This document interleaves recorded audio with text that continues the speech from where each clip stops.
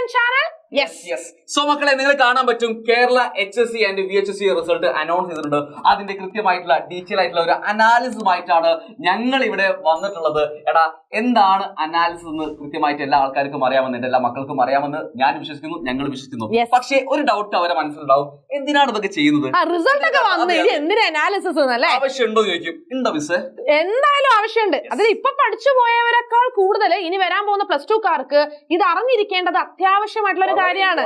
അതേപോലെ ഇവർക്കൊന്ന് വിലയിരുത്താൻ പറ്റും, ഇപ്പം കഴിഞ്ഞ ആൾക്കാർക്ക് വിലയിരുത്താൻ പറ്റും എങ്ങനെയൊക്കെ മാറ്റങ്ങൾ വരുത്താമായിരുന്നു. ഇനി നിങ്ങൾ മുമ്പോട്ട് ഒരുപാട് പഠിക്കാനുണ്ട്, അവിടെയൊക്കെ ഒരു സ്ട്രാറ്റജി ഫോം ചെയ്യാനും ഈ ഒരു അനാലിസിസ് കൊണ്ട് യൂസ്ഫുൾ ആയിരിക്കും. പിന്നെ അതേപോലെ തന്നെ ഇനി ചിലപ്പം എലിജിബിലിറ്റി നേടാത്ത ആൾക്കാരുണ്ടാവും, നമ്മുടെ പാസ്സാവാത്ത കുട്ടികളുണ്ടാവും, അവർക്കുള്ള എക്സാമിന് കൃത്യമായിട്ടുള്ള കാര്യങ്ങളൊക്കെ നമ്മൾ ഇന്നത്തെ ഈ വീഡിയോയിൽ പറയുന്നുണ്ട്. സോ വീഡിയോ ഫുൾ ആയിട്ട് മുഴുവനായിട്ട് കാണാൻ മറക്കരുത്. നമുക്ക് നേരെ എന്താക്കുക, അനാലിസിസിൽ പോകാം. ഫസ്റ്റ് പറയാനുള്ളത് എത്ര പെർസെന്റേജ് പാസ് ആയിട്ടുണ്ട് നമ്മൾ എക്സാം ഏരിയയിൽ.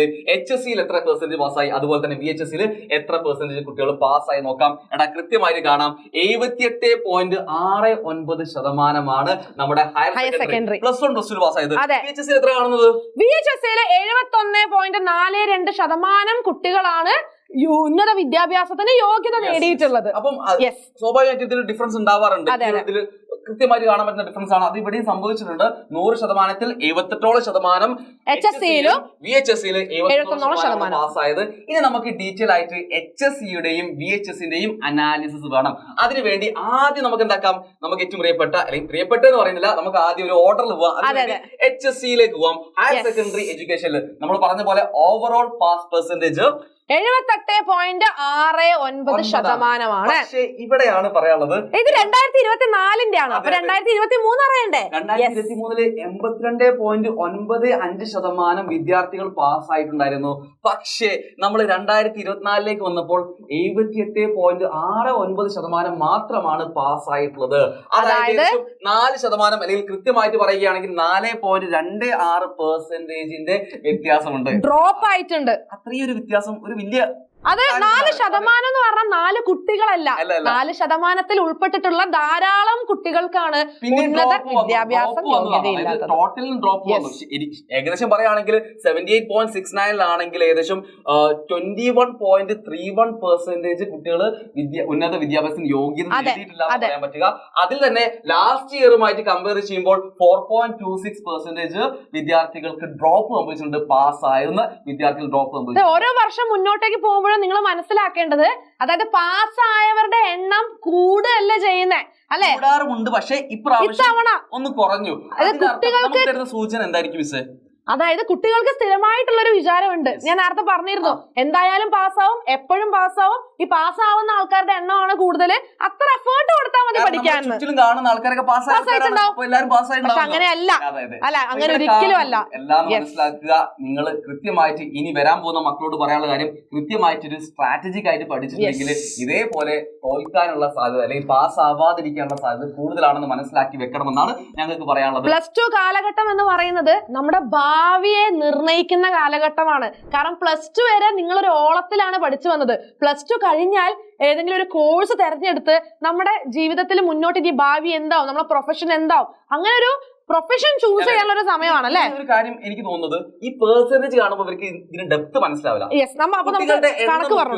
കണക്ക് നോക്കുമ്പോൾ 3.74 ലക്ഷം കുട്ടികൾ, ഏകദേശം 3.74 ലക്ഷം കുട്ടികൾ എക്സാം എഴുതിയിട്ടുണ്ട്.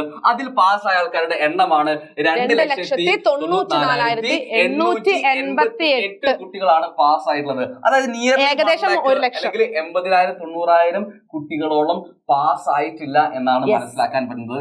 ഉയർന്ന വിദ്യാഭ്യാസം, നമ്മൾ നേരത്തെ ഒരു കാര്യം പറഞ്ഞിരുന്നു, അതായത് ഒരു കൊല്ലത്തിന്റെ വ്യത്യാസത്തിന്റെ ഇടയിൽ 4% കുറഞ്ഞത് അല്ലെ? ആ 4% എത്ര കുട്ടികളാണ് അപ്പം പെട്ടുപോയത് നമുക്കിപ്പോ മനസ്സിലാവുന്നുണ്ട്. അതായത് 4 ലക്ഷം കുട്ടികളിൽ 1 ലക്ഷത്തിന്റെ അടുത്തുള്ള ആൾക്കാർ, 1 ലക്ഷത്തിന്റെ അടുത്താണ് ആൾക്കാർക്ക് ഉന്നത വിദ്യാഭ്യാസ യോഗ്യത നേടാൻ സാധിച്ചിട്ടില്ല. പക്ഷെ പേടിക്കണ്ട, ഞങ്ങൾ ഓൾറെഡി പറഞ്ഞു, പരീക്ഷയുമായി ബന്ധപ്പെട്ട ഡീറ്റെയിൽസ് ഒക്കെ ഞങ്ങൾ പറഞ്ഞു തരും. ഒബ്വിയസ്ലി പറഞ്ഞു കൊടുക്കണം. ഇനി നമുക്ക് നോക്കാം, നമുക്ക് സന്തോഷ വാർത്ത അല്ലേ? സ്ട്രീം വൈസ് ഉള്ള ഒരു അനാലിസിസ് എന്തായാലും വേണം. നമുക്ക് മെയിൻ ആയിട്ട് 3 സ്ട്രീമുകളാണ് ഉള്ളത്. ഏതൊക്കെയാണ്? സയൻസ് ഉണ്ട്, കൊമേഴ്സ് ഉണ്ട്, ഹ്യൂമാനിറ്റീസ് ഉണ്ട്. സയൻസിൽ കാണുന്നത് 84.84% വിദ്യാർത്ഥികൾ വിജയിച്ചിട്ടുണ്ട്. 100 84.84. അതേപോലെ കൊമേഴ്സിലാണെങ്കിൽ 76.11%, ഹ്യൂമാനിറ്റീസിൽ 67.09% പാസ് വരുന്നത്. ഇതിനെന്തായിരിക്കും കാരണം? ഇങ്ങനെ സയൻസിന് ഇത്രയും കൂടുതൽ വിജയ ശതമാനം വരാനുള്ള കാരണം? അത് ഒന്നാമത് സയൻസ് സ്ട്രീം എടുക്കുമ്പോ തന്നെ കുട്ടികളുടെ മനസ്സിൽ ഭയങ്കര ടെൻഷനാണ്. അയ്യോ ഇത് ടഫ് ആണല്ലോ, കുറെ പഠിക്കാനുണ്ടല്ലോ, ഇത് പഠിച്ചെടുക്കണല്ലോ, നല്ല മാർക്ക് വാങ്ങണല്ലോ എന്ന്. ആ ഒരു പേടി അല്ലെങ്കിൽ ആ ഒരു എന്താ പറയാ ടെൻഷന്റെ മേലെ ഹാർഡ് വർക്ക് ആണ്, അത്രയും കുട്ടികളുടെ ഹാർഡ് വർക്ക് ആണ് ഈ ഒരു വിജയ ശതമാനം സയൻസിൽ കാണാൻ സാധിക്കുന്നത്. അതുപോലെ കൊമേഴ്സിലെയും ഹ്യൂമാനിറ്റീസിലെയും കുട്ടികൾ അങ്ങനെ ഹാർഡ് വർക്ക് ചെയ്താൽ എന്തായാലും സയൻസിന് മറികടക്കാൻ എന്തായാലും പറ്റുമെന്ന് ഞങ്ങൾക്ക് ഉറപ്പാണ്. അപ്പൊ ഇത് ശരിക്കും ഇനി വരാൻ പോകുന്ന കൊമേഴ്സ് ഹ്യൂമാനിറ്റീസ് കുട്ടികൾക്കുള്ളൊരു വെല്ലുവിളി അല്ലെ, ഒരു കോമ്പറ്റീഷൻ ആണത്. അടുത്ത തവണ നമുക്ക് ഇത് മാറ്റി മറക്കാം. അത്രയേ ഉള്ളൂ, സിമ്പിൾ ആയിട്ട് കാണാം. ഇനി നമുക്ക് എത്ര കുട്ടികൾക്ക്, എത്ര വിദ്യാർത്ഥികൾക്ക് ഫുൾ എ പ്ലസ് വാങ്ങിയ വിദ്യാർത്ഥികളുടെ എണ്ണം എന്ന് പറഞ്ഞാൽ 39,242 അടിപൊളി വിദ്യാർത്ഥികളാണ് ഫുൾ എ പ്ലസോട് കൂടി നമ്മൾ ഹയർ സെക്കൻഡറി എക്സാം പാസ് ആയിട്ടുള്ളത്. വളരെ സന്തോഷമുള്ള ഒരു കാര്യമാണ്. നമ്മുടെ ക്ലാസ് കണ്ട കുട്ടികൾക്ക് ഒരുപാട് ആൾക്കാർ ഇങ്ങനെ മെസ്സേജ് അയക്കുന്നുണ്ട്, സാറേ ക്ലാസ് കണ്ടു, ഇത്ര മാർക്ക് വാങ്ങിയിട്ടുണ്ട്. സന്തോഷം, ഭയങ്കര സന്തോഷമുള്ള കാര്യമാണ്. അതുപോലെ നിങ്ങളുടെ മാർക്കുകളൊക്കെ അറിയിക്കുകയാണെങ്കിൽ നമ്മുടെ ക്ലാസ് കണ്ടിട്ട് മാർക്ക് കിട്ടിയിട്ട് അല്ലെങ്കിൽ നല്ല ഫുൾ എ പ്ലസ് വാങ്ങിയിട്ട് അറിയിക്കാത്ത ആരെങ്കിലും ഉണ്ടെങ്കിൽ എന്താക്കുക, നമ്മുടെ കൃത്യമായിട്ട് മാർക്ക് അറിയിക്കുക. അതിനേക്കാൾ ഹാപ്പിനെസ് നമുക്ക് വേറൊന്നുമില്ല. രാത്രി അടക്കം ഇരുന്നിട്ട് 2 മണി 3 മണി വരെ അല്ലെ 3 മണി വരെയൊക്കെയാണ് നമ്മുടെ ലൈവ് പോയിട്ടുള്ളത്. അങ്ങനെയൊക്കെ ലൈവ് എടുത്തിട്ടുണ്ട്. അപ്പൊ അതിന്റെ സന്തോഷം ഈ റിസൾട്ട് ആണ്. നിങ്ങളുടെ ഓരോ മാർക്കും ഞങ്ങളുടെ വിജയം കൂടിയാണെന്നാണ് ഞങ്ങൾ വിശ്വസിക്കുന്നത് മക്കളെ. സോ 39,242 കുട്ടികളാണ് ഫുൾ എ പ്ലസ് വാങ്ങിയത്. ഏകദേശം 40,000 അടുത്ത് എത്തി അല്ലേ? അടിപൊളിയാണ്. എടാ അപ്പൊ നമുക്ക് HSCയുടെ അനാലിസിസ് കഴിഞ്ഞു. ഇനി നമുക്ക് എന്താക്കാം, VHSCയുടെ കാര്യം എന്താ നോക്കാം. VHSCയിലേക്ക് വരുമ്പോൾ നേരത്തെ പറഞ്ഞ പോലെ തന്നെ 71.42% സ്റ്റുഡൻസ് ആണ് വിജയിച്ചിട്ടുള്ളത്. അപ്പൊ നമുക്ക് നോക്കാം എങ്ങനെയായിരിക്കും ഇതിലെ എണ്ണം, ഒരു കൗണ്ട് എങ്ങനെയായിരിക്കും വ്യത്യാസം വരുന്നത് നോക്കി കഴിഞ്ഞാൽ മനസ്സിലാവും. ഏകദേശം 27,798 കുട്ടികളാണ് എക്സാം എഴുതിയത്. എത്ര ആൾക്കാർ പാസ്സായി? 19,702 വിദ്യാർത്ഥികള് ഉന്നത വിദ്യാഭ്യാസത്തിന് യോഗ്യത നേടിയിട്ടുണ്ട്. നല്ലൊരു കൗണ്ടാണ്, നല്ലൊരു കൗണ്ട് തന്നെയാണ്. അതെ. പിന്നെ നമുക്ക് VHSCയിൽ ഫുൾ എ പ്ലസ് വരുന്ന വിദ്യാർത്ഥികളുടെ എണ്ണമാണ് 251 സ്റ്റുഡൻസ് ആണ് VHSCയിൽ ഫുൾ എ പ്ലസ് വാങ്ങിയിട്ടുള്ളത്. ഇത്രയും വലിയൊരു സംഖ്യയില് 251 എന്ന് പറയുമ്പോ ആ ഒരു കുട്ടികളുടെ ഒരു മാനസികാവസ്ഥ ആലോചിച്ച് നോക്കി ഭയങ്കര സന്തോഷമായിരിക്കും. നമ്മള് ഈ 40,000 ഒന്നെന്ന് പറയുന്നതും 251 പറയുന്നതും വെരി ഡിഫറെന്റ് ആണ്.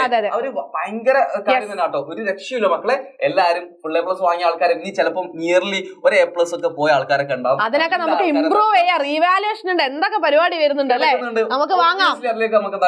ശരിക്കും പറഞ്ഞാൽ ഇനി ഇംപ്രൂവ്മെന്റിന്റെ റീവാലുവേഷന്റെ ഒക്കെ എന്താ പറയുക റിസൾട്ട് കൂടി വരുമ്പോ അതിന് കൃത്യമായിട്ടുള്ള കാര്യങ്ങൾ നമ്മുടെ ചാനൽ എന്തായാലും നോട്ടിഫിക്കേഷൻ ഇടും. നിങ്ങൾ ചാനൽ ഫോളോ ചെയ്ത് ഒരിക്കലും മറന്നു പോകരുത്. അപ്പൊ നമുക്ക് ഏകദേശം ഒരു ഐഡിയ കിട്ടി എങ്ങനെയൊക്കെയാണ് വന്നത്. ശരിക്കും കാണുമ്പോൾ കുറെ കുട്ടികൾ എനിക്ക് ഒരു A+ ഉണ്ടായിരുന്നെങ്കിൽ അല്ല എനിക്കൊരു ഒരു മാർക്ക് ഉണ്ടായിരുന്നെങ്കിൽ. അതെ അതെ ഞാൻ തോന്നുന്നു. എടാ ഇനി നിങ്ങൾ അങ്ങനെയല്ല ആലോചിക്കേണ്ടത്, അടുത്തത് നമ്മൾ എന്താക്കും, മൊത്തം പഠിച്ചിരിക്കുന്ന ആലോചിച്ച് ഉണ്ടാക്കുക, മുമ്പോട്ട് പോകാൻ ശ്രമിക്കുക.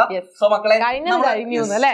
പക്ഷെ ഇത് കുഴപ്പമില്ല, കാരണം ഈ ഒരു സംഖ്യയിൽ എന്തായാലും വലിയൊരു മാറ്റം വരും.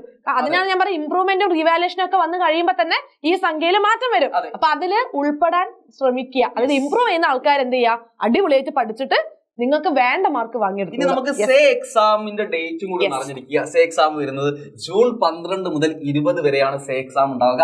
എത്രയും പെട്ടെന്ന് തന്നെ അപ്ലൈ ചെയ്യുക. അപ്ലൈ ചെയ്യുന്ന ഡേറ്റും കാര്യങ്ങളൊക്കെ വന്നിട്ടുണ്ട്. നിങ്ങൾ എന്താക്കുക, വേഗം നോക്കിയിട്ട് അപ്ലിക്കേഷൻ ഇപ്പോൾ തന്നെ സ്റ്റാർട്ട് ചെയ്യുക. ഇംപ്രൂവ്മെന്റ് എക്സാമിന്റെ കാര്യങ്ങളൊക്കെ നമ്മൾ ഇതുമായിട്ട് ബന്ധപ്പെട്ട് റിലേറ്റഡ് ആയിട്ടുള്ള എല്ലാ നോട്ടിഫിക്കേഷനുമായിട്ട് നമ്മുടെ ചാനലിൽ അപ്ഡേറ്റുമായിട്ട് വരുന്നുണ്ട്.